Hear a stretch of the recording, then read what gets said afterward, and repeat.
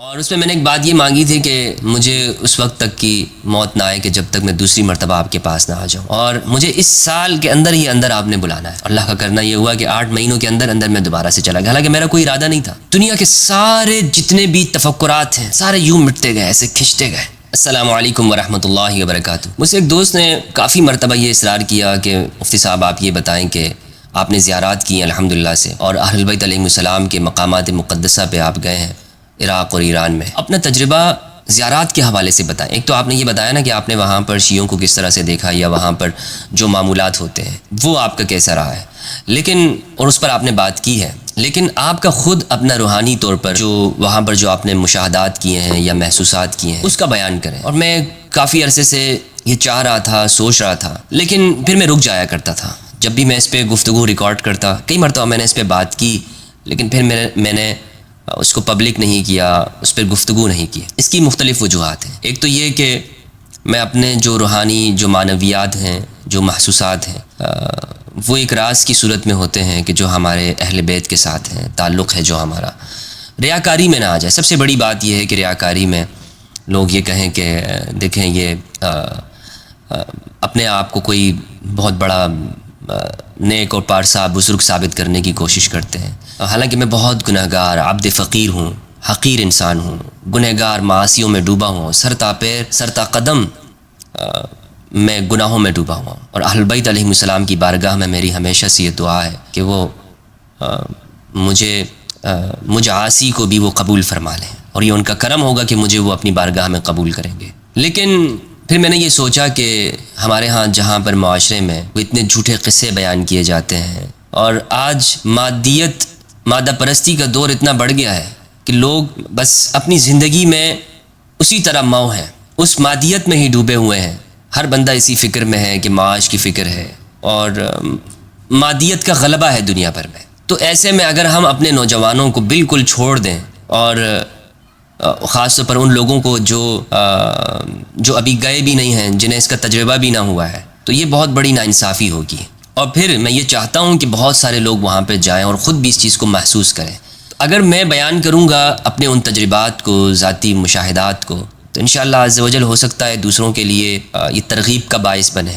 تو بطور ترغیب بھی میں اس کو بیان کروں گا، اور جو وہاں پر حاضری دے گا تو شاید اگر میری ترغیب کے اوپر وہ چلا جائے تو اس کا ثواب مجھے بھی ملے گا۔ تو اس لیے یہ صرف ذاتی مشاہدات ہیں جو میرے ساتھ وہاں پر ہوئے، ان میں سے کچھ کا جو ایسے ہیں کہ جو بہت زیادہ جو ٹاپ سیکرٹ نہیں ہے، وہ میں آپ کے سامنے بیان کر رہا ہوں۔ یعنی سیکرٹ اس معنوں میں اس کو کہہ رہا ہوں کہ اس کو کوئی کرامت کے طور پہ نہ لے لے، کوئی کرامت کے طور پہ بیان نہیں کر رہا ہوں۔ ایک تو یہ کہ میں جب پہلی مرتبہ حاضر ہوا علماء کے ساتھ، تو اہل بیت علیہ السلام کے جو اضرحہ ہیں، جو مزارات ہیں، جو دریح مقدس ہے، ان میں سے ہر ایک کی اپنی کشش ہے، ہر ایک کا اپنا جلوہ ہے، ہر ایک کا اپنا ایک ٹیسٹ ہے، ذائقہ ہے، اور اس کو میں آپ کو سمجھا نہیں سکتا۔ یہ جب آپ جائیں گے انشاءاللہ عز و جل تو آپ محسوس کریں گے کہ ان میں سے ہر ایک کے پاس جب آپ حاضر ہوں گے تو آپ کے اوپر الگ کیفیت ہوگی، آپ کی باتیں الگ ہوگی وہاں ان کے ساتھ، آپ کی گفتگو کا انداز بدل جائے گا، آپ کا سلام کرنے کا طریقہ بدل جائے گا، آپ کی حاضری کے خود بخود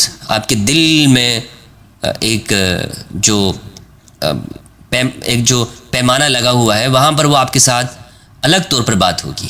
تو جب میں پہلی مرتبہ حاضر ہوا امام علی علیہ السلام کے دریح مبارک کے اوپر، تو وہاں چونکہ فرسٹ ٹائم تھا، ایک کیفیت الگ تھی، اور فرسٹ ٹائم جب میں حاضر ہوا تو کوئی ایسا میں نے بہت کوشش کی سلام کے بعد کہ وہاں سے مجھے کوئی جواب اس طرح سے ملے، لیکن وہاں پر کوئی اس طرح کی کوئی ایک تاثیر مجھے نہیں ملی۔ پھر میں نے وہاں پر کچھ نمازیں پڑھی، اور وہاں پر میں بیٹھا مراقبہ کیا، اور اس کے بعد وہاں پر سے باقاعدہ طور پر ایک محسوسات شروع ہو گئی۔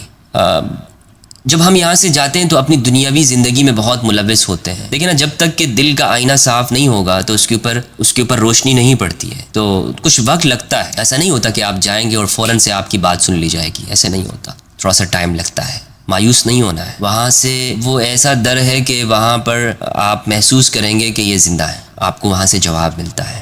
مولا علی کی بارگاہ سے جب پہلی مرتبہ تھا تو اتنا اتصال قائم نہیں ہوا، میرا اتصال قائم، ربط قائم نہیں ہوا، پھر جب امام حسین علیہ السلام کے روضے پہ گئے تو وہاں پر ایک الگ کیفیت تھی. وہاں میں کافی دیر تک مراقبے میں رہا اور وہاں پر بھی میں آپ کو بتاؤں تو یعنی وہی کیفیت رہی جو میری مولا علی علیہ السلام کے دربار میں رہی. حالانکہ میں اہل البیت علیہ السلام میں جو عاشق ہوں نا وہ مولا علی کا ہوں. سب کا عاشق ہوں, سب کا خادم, ادنا درجے کی, ان کے نالین کے خادم. لیکن علی کے ساتھ جو میرا ربط ہے, جو عشق ہے, وہ بیان سے باہر ہے. مگر میں پھر بھی آپ سے کہہ رہا ہوں, حقیقت بتا رہا ہوں کہ پہلی ملاقات میں وہ ربط نہیں ہوا, پھر دوسری جگہ پر بھی امام حسین علیہ السلام کے روزے. لیکن جب میں مولا غازی عباس کے روزے پہ حاضر ہوا ہوں تو کیفیت ہی الگ. وہاں میں نے, یہ فرسٹ ٹائم کی میں بات کر رہا ہوں, سیکنڈ ٹائم پہ تو بات ہی الگ ہے. فرسٹ ٹائم پہ جب میں حاضر ہوا تو میں نے کہا کہ میری یہ حاجات ہیں, میں آپ کی بارگاہ میں پیش کرتا ہوں اللہ عز و جل کے سامنے. اور اس میں نے ایک بات یہ مانگی تھی کہ مجھے اس وقت تک کی موت نہ آئے کہ جب تک میں دوسری مرتبہ آپ کے پاس نہ آ جاؤں, اور مجھے اس سال کے اندر ہی اندر آپ نے بلانا ہے. اللہ کا کرنا یہ ہوا کہ 8 مہینوں کے اندر اندر میں دوبارہ سے چلا گیا. حالانکہ میرا کوئی ارادہ نہیں, کوئی ایسا کوئی خاص کہ میں دوبارہ سے جاؤں, بس یوں سمجھ لیں کہ اٹھے اور چل پڑے اور اسباب پیدا ہو گئے. تو میں سمجھا کہ دیکھیں یہ مولا غازی عباس کی طرف سے ایک باقاعدہ بلاوا ہے کہ بغیر ارادے کے میرے دل کے اندر ارادہ بھی پیدا ہوا اور میں وہ چلا بھی گیا. میں نے وہاں پر 3 حاجات مانگی تھیں اور 3 میں سے 2 کی 2 جب میں واپس یہاں پر آیا, پاکستان آیا, وہ قبول ہوئی. اور وہ اس طرح کی تھی کہ میرا یعنی آپ یوں بہت ذاتی یوں سمجھ لیں میرے گھر کے مسائل میں سے تھی, پوری ہو گئی. جس کے لیے دعائیں ہوتی تھیں اور جس کے لیے بڑی کوشش ہوتی تھی دنیاوی زندگی میں, لیکن وہ حاجات وہاں پہ پوری ہوئی. اچھا, میں فرسٹ ٹائم بھی جب گیا عراق زیارات میں تو وہاں جو کاظمین ہے, جہاں پر امام موسیٰ بن جعفر الکاظم علیہ السلام ہے, وہاں پر جب میں نے حاضری دی تو کافی دیر تک میرا اتصال رہا وہاں پر. وہاں میرا ایک ان کے ساتھ اٹیچمنٹ رہی, ان سب میں اس جگہ کے اوپر جو کاظمین کے اندر ہے. اچھا, جب میں سیکنڈ ٹائم پہ گیا ہوں, یہ فرسٹ ٹائم کی میں آپ کو بات کر رہا ہوں, ان زیارات کے اندر میں نے جو محسوس کیا وہ میں نے آپ کو بتایا کہ پھر دوسری دفعہ جب میں گیا ہوں, جب میں مولا علی کی بارگاہ میں حاضر ہوا ہوں, وہاں جب میں نے ایک جگہ تھی جہاں پر ہمارے شیعہ بھائی دعائے توسل پڑھتے ہیں, تو دعائے توسل جب انہوں نے پڑھی تو میں وہاں سن رہا تھا. میں وہاں مجھ پر جو کیفیت طاری ہوئی, اور وہ کیفیت اس طور پر ہے کہ ہم کربلا میں تھے اور وہ دعائے توسل میں نے سنی تھی, لیکن میں نجف پہنچ گیا. یعنی بیٹھے ہم کربلا میں تھے اور نجف, یعنی مولا علی کی بارگاہ میں حاضر ہو گیا. اور پھر وہاں سے ہوتے ہوتے مدینہ منورہ, اور یہ ان تمام متبرک زیارات میں ہوتے ہوئے, کیونکہ اتنا رش تھا, اتنا زیادہ رش تھا کہ میں امام حسین کی بارگاہ میں پیش ہی نہیں ہو سکتا تھا. اب میں کیا, بہت کوشش ہم نے کی وہاں پر ان زیارات کے لیے, لیکن نہیں ہو سکتا تھا. تو میں نے اس جگہ پر, یعنی وہ ہم ایک جگہ پہ تھے, غالباً ایک ہوٹل میں تھے, وہاں ہم نے وہ سنی تھی. میں وہاں سے نجف میں پہلے حاضر ہوا, کعبۃ اللہ میں حجر اسود کو بوسہ دیا, پھر وہاں سے روضہ رسول پر, اور اسی طرح امام حسین کی بارگاہ, اور بالکل یوں قریب کر دیا گیا اور میں نے ان کو چوما, اور ان تمام مقامات کو. تو میں سمجھا کہ یہ ہے طریقہ, ان کے پاس جانے کا ایک طریقہ ہے, ان سے بات کرنے کا ایک طریقہ ہے. بہرحال اس میں اور بھی کچھ چیزیں ہیں, وہ میں وہاں سے آپ کے سامنے بیان نہیں کر رہا ہوں, اس کو حذف کر رہا ہوں.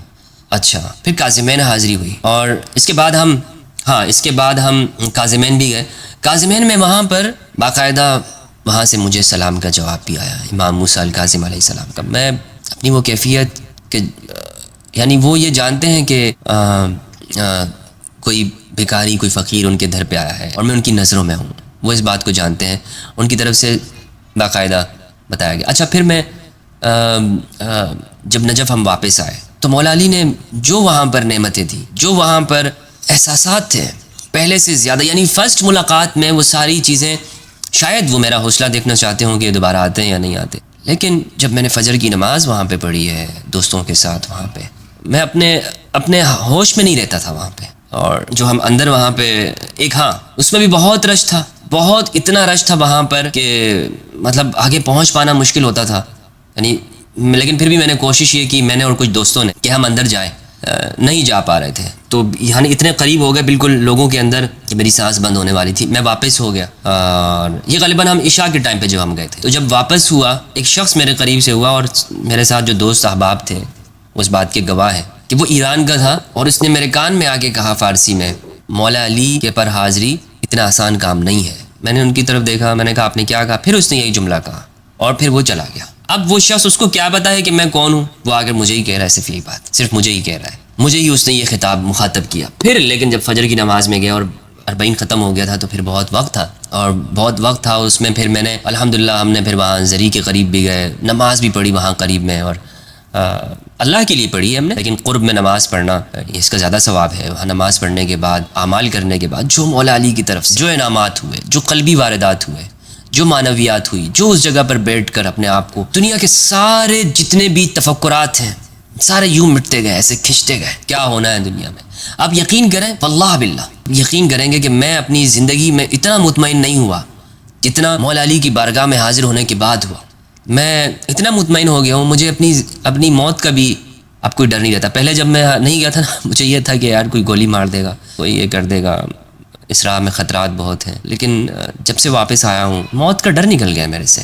جب انہوں نے وہ سلام بھیجا نا امام موسیٰ کاظم علیہ السلام نے، اس کے بعد سے دنیا میرے لیے اس طرح ہو گئی، اب میں طلب کرتا ہوں کہ موت آ جائے اور ختم ہو جائے سب کچھ. آپ یقین کریں میرے لیے اس دنیا کی کوئی کسی درجے میں حیثیت نہیں رہی ہے. میں یہ نہیں کہہ رہا ہوں کہ یہ دنیا نہیں جمع کرنی چاہیے، مال نہیں جمع کرنا چاہیے، اور آپ کے پاس دولت نہیں ہونی چاہیے. اچھے سے اچھا آپ کے پاس ہونا چاہیے، میرے پاس بھی ہونا چاہیے. میں اس کے خلاف نہیں ہوں ان مولویوں کی طرح جو آپ کو کہیں کہ دنیا کی کوئی اوقات نہیں. اس طرح نہیں. کہنے کا مقصد یہ ہے کہ ایک ثبات حاصل ہو گیا، ایک استقامت حاصل ہو گئی.